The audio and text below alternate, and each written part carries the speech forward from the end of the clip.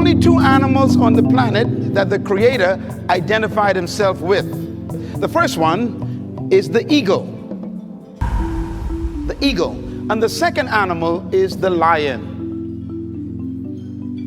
And when I identified those two animals as his favorite to identify himself with, I recognized I better study these two animals, because if he is the leader of the universe and I want to be a leader on earth, I better find out the nature of these animals and also the attitude of these animals. And I discovered that both of them are the kings of their domain. The eagle is the king of the bird kingdom, and the lion is the king of the animal kingdom. I don't, therefore, want to not understand them.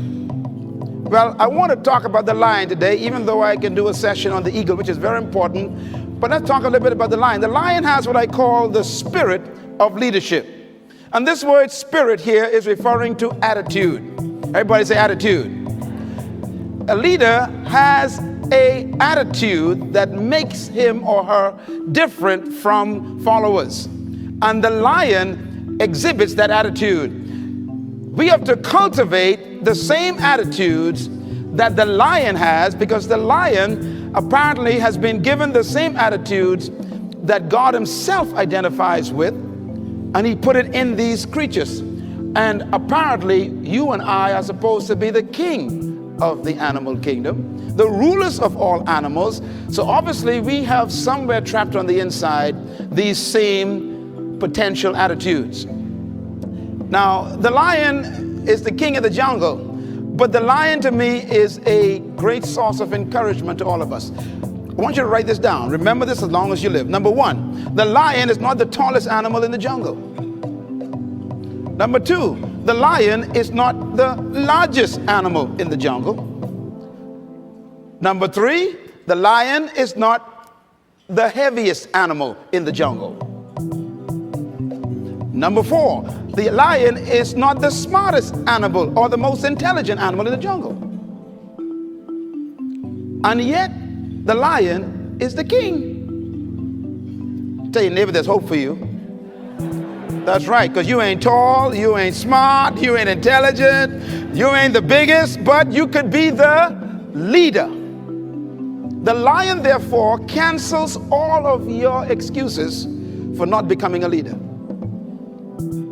You don't need to be intelligent. You don't need to be smart. You don't need to have a certain height. You don't need to have a certain weight. You don't need to have any kind of advantage. And yet you can be the leader. Now, what's the main thing that shocks me about the lion is that the lion is not larger than the giraffe, bigger than the elephant, or heavier than the hippo.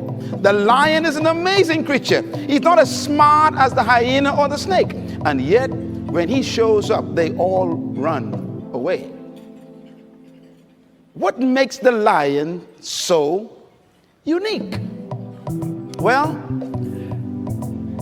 here's one of my favorite quotes that I put in my books, and I believe it really brings home the point. An army of sheep led by a lion will always defeat an army of lions led by a sheep.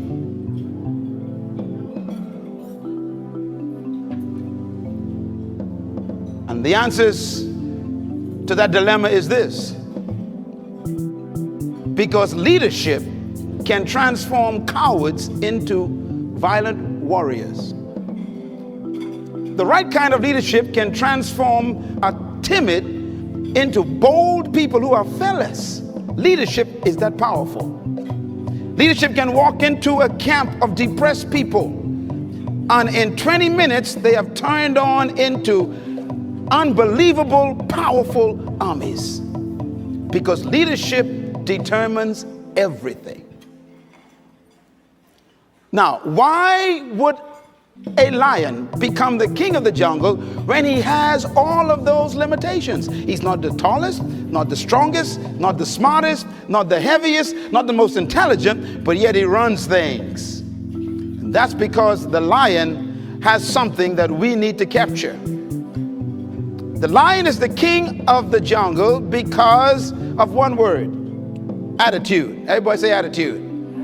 Write it down. Attitude. The lion has a different attitude that makes every animal afraid of him. Now, we don't want to lead by fear, but it does take respect for you to become a leader. When I use the word fear in the jungle, we're talking about respect. The elephant respects the lion.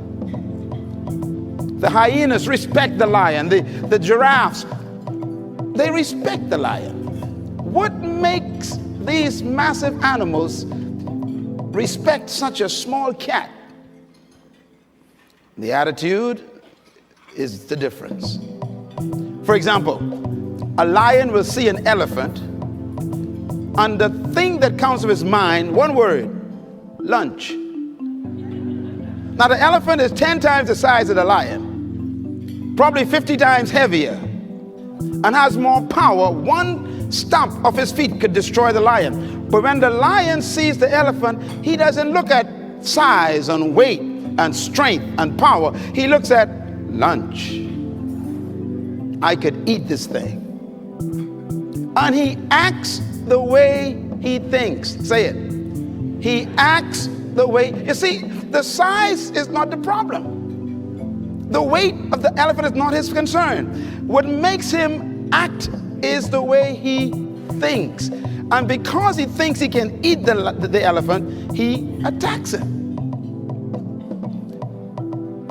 Leadership attitude. Now, here's another amazing mystery.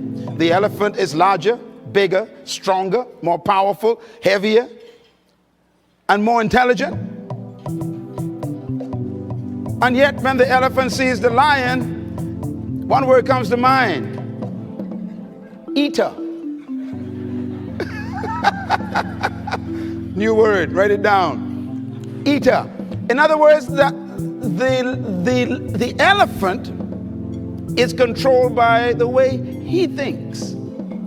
He thinks that he is lunch. Therefore, his size, his weight, his power, his might, his authority is a victim of the way he thinks. It doesn't matter how big you are, how intelligent you are, how many degrees you get. It's your mind that keeps you small. And it doesn't matter how small you are, or how unintelligent you may seem to be, or how much you don't have. It's your mind